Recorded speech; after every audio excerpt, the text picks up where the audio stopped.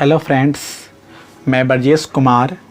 आज का टॉपिक हमने मिडावी हिस्ट्री से लिया है और उस टॉपिक का नाम है दिल्ली सल्तनत से गुलाम वंश। क्या है? गुलाम वंश, जो मेरा पार्ट 1 है।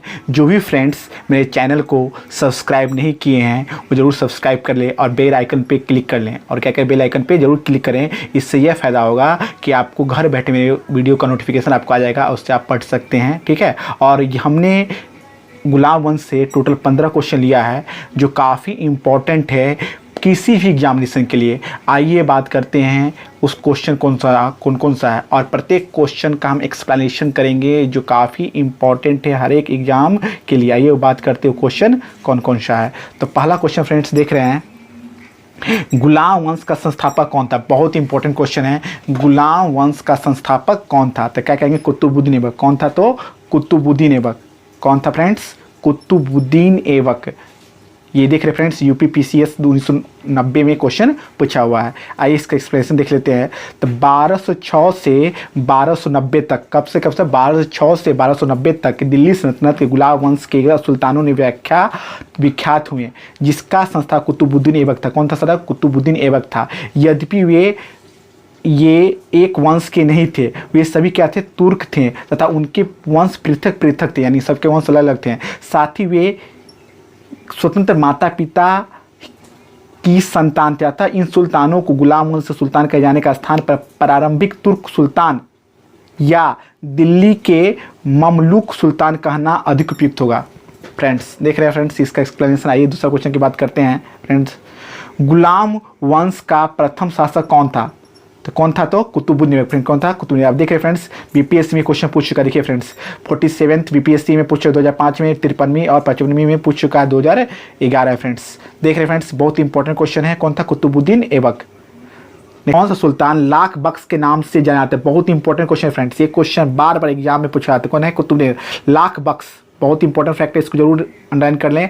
लाख बख्श इसको कहते हैं कुतुबुद्दीन ऐबक। आइए इसका फ्रेंड्स देख लेते हैं एक्सप्लेनेशन। अपनी उदारता के कारण कुतुबुद्दीन ऐबक इतना अधिक दान करता था कि उसे लाख बख्श यानी लाखों को देने वाला के नाम से पुकारा गया।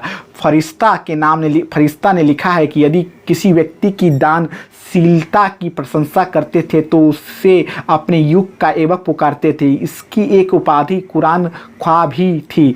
ऐबक को साहित्य ने अनुराग था और स्थापत्य कला में रुचि थी। तत्कालीन विद्वान हसन निजामी और फ़ख्र ए मुदबिर को उसका संरक्षण प्राप्त था। उन्होंने ऐबक को अपने ग्रंथ समर्पित किए थे। ऐबक ने दिल्ली में कुव्वत उल इस्लाम और अजमेर में 2.5 दिन का झोपड़ा नामक मस्जिदों का निर्माण किया। बहुत इंपॉर्टेंट फ्रेंड क्वेश्चन है कि ऐबक ने दिल्ली में क्या है? कुव्वतम उल इस्लाम और अजमेर में 2.5 दिन का झोपड़ा। ये भी बहुत इंपॉर्टेंट फ्रेंड्स है, इसको जरूर अंडरलाइन कर ले और इसको जरूर आप नोट्स बना लें। और उसने दिल्ली में स्थित कुतुब मीनार का निर्माण कार्य प्रारंभ किया, जिसे किसने पूरा किया? इल्तुतमिश ने। शुरू कौन किया बनाना? तो कुतुबुद्दीन ऐबक। पूरा कौन किया? इल्तुतमिश। बहुत ही इंपॉर्टेंट फ्रेंड्स है फ्रेंड्स। आइए बात करते हैं क्वेश्चन आगे का। 2.5 दिन का झोपड़ा क्या है? ये क्वेश्चन बीपीएससी में पूछ चुका फ्रेंड्स। देख रहे हैं 56वीं और 59वीं में। देख रहे फ्रेंड्स, कहेंगे झोपड़ा क्या? एक मस्जिद। क्या है? मस्जिद है। किसने? कुतुबुद्दीन ऐबक ने। अभी हम फ्रेंड ने चर्चा किया है फ्रेंड्स। नेक्स्ट अगला क्वेश्चन, निम्नलिखित में से किसने प्रसिद्ध कुतुब मीनार के निर्माण में योगदान नहीं दिया? तो योगदान नहीं दिया कौन? गयासुद्दीन तुगलक। बाकी कुतुबुद्दीन ऐबक, इल्तुतमिश और फिरोज शाह तीनों ने योगदान दिया। आइए बात करते हैं इसका एक्सप्लेनेशन को देख लेते हैं। कुतुब मीनार का निर्माण किसने किया? कुतुबुद्दीन ऐबक ने आरंभ किया और इसका निर्माण कार्य इल्तुतमिश ने के काल में पूरा किया हुआ। फिरोज शाह तुगलक के शासन इस चौथी मंजिल को काफ़ी हानि पहुंची थी, जिस पर फिरोज की चौथी मंजिल के स्थान पर 2 और मंजिलों का भी निर्माण करवाया।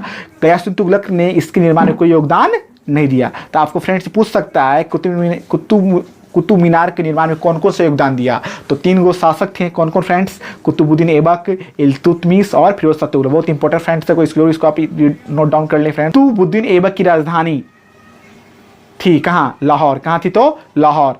आइए बात कर ले फ्रेंड्स इसका। मोहम्मद गौरी की मृत्यु 1206 के बाद लाहौर के विशिष्ट जनों एवं अमीरों ने कुतुबुद्दीन ऐबक को सार्वभौम शक्तियां ग्रहण करने के लिए आमंत्रित किया। अतः उसने लाहौर जाकर सत्ता ग्रहण किया। 1206 में औपचारिक रूप से सिंहासन रूढ़ हुआ। ऐबक की राजधानी कहाँ थी? लाहौर। बहुत इंपॉर्टेंट फ्रेंड्स है। गद्दी बैठने के बाद ऐबक के सामने बड़ी कठिनाई गौरी के दास और उसके राज्य के उत्तराधिकारी ताजुद्दीन एलदौज और नासिरुद्दीन कुबाचा की तरह से थी। ऐबक ने अपनी बहन की शादी कुबाचा से कर उसे अपने पक्ष में कर लिया, किंतु यलदौज की तरफ से खतरा बना रहा। यही कारण था कि ऐबक सदा लाहौर में ही रहा, उसे दिल्ली आने का कभी अवसर नहीं मिला। बहुत इंपॉर्टेंट फ्रेंड्स है क्वेश्चन। आगे बात करते फ्रेंड्स, सुल्तान कुतुबुद्दीन ऐबक की मृत्यु कैसे हुई? बहुत इंपॉर्टेंट क्वेश्चन है ये। क्वेश्चन 12 क्वेश्चन पूछा जाता है। तो चौगान देख रहे फ्रेंड्स, क्या लिखा हुआ है? चौगान की क्रीड़ा यानी खेल रहे थे के दौरान अश्व से गिरने के पश्चात उनकी मृत्यु होगी। किनकी? कुतुबुद्दीन ऐबक की। बहुत इंपॉर्टेंट क्वेश्चन है फ्रेंड्स। आइए इसका बात कर लेते हैं। सुल्तान कुतुबुद्दीन ऐबक चौगान के खेल, जिसे बोलते हैं आदमी पोलो बोलते हैं, में घोड़े से गिरने के दौरान 1210 कब हुई थी? 1210 में हुई थी। उसे लाहौर में दफनाया गया था। उसे गुलाम वंश संस्थापक माना जाता है। किसे? कुतुबुद्दीन ऐबक को। फ्रेंड्स, निम्नलिखित में से किसने दिल्ली को वो सल्तनत की राजधानी के रूप में स्थापित किया?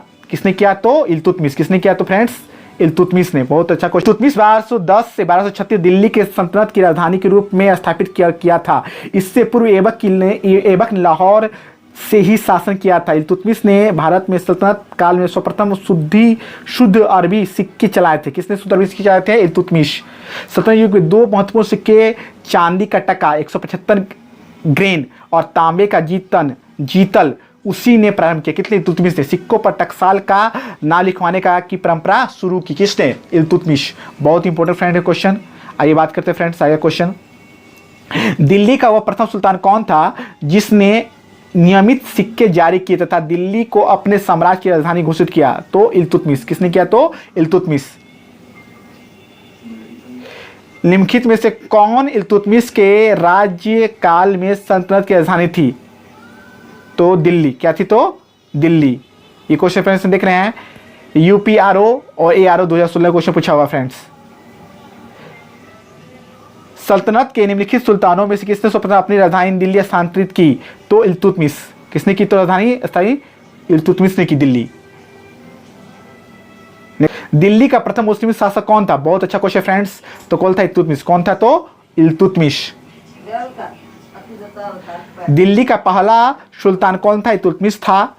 उसने सुल्तान के पद की स्वीकृति गोर के किसी शासक से नहीं अपितु खलीफा से प्राप्त की। खलीफा ने इल्तुतमिश के शासन की पुष्टि उस सारे क्षेत्र से कर दी जो उसने विजित किया और उसे सुल्तान आजम की उपाधि प्रदान की। इस प्रकार वह कानूनी तरीके से दिल्ली का प्रथम स्वतंत्र सुल्तान था।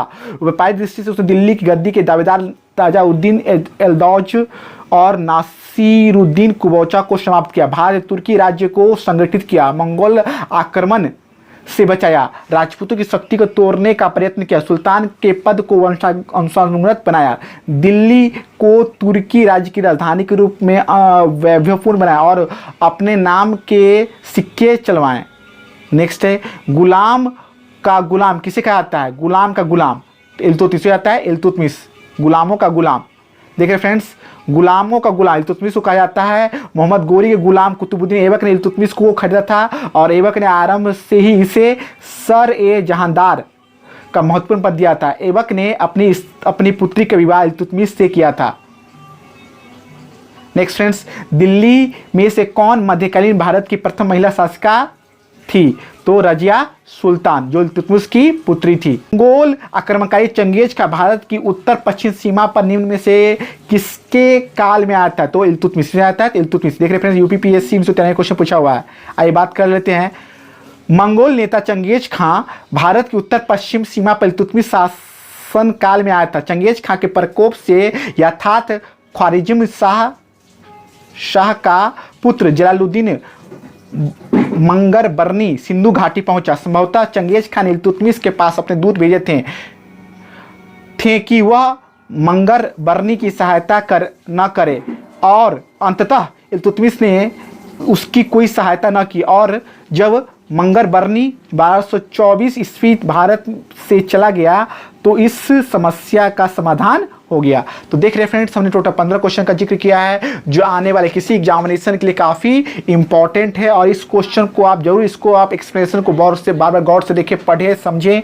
और ये मेरा पार्ट 1 था। ये नेक्स्ट वीडियो में आपको मेडाइवल का अपने पार्ट 2 बनेगा जिससे हमने घटना चक्र लिया है।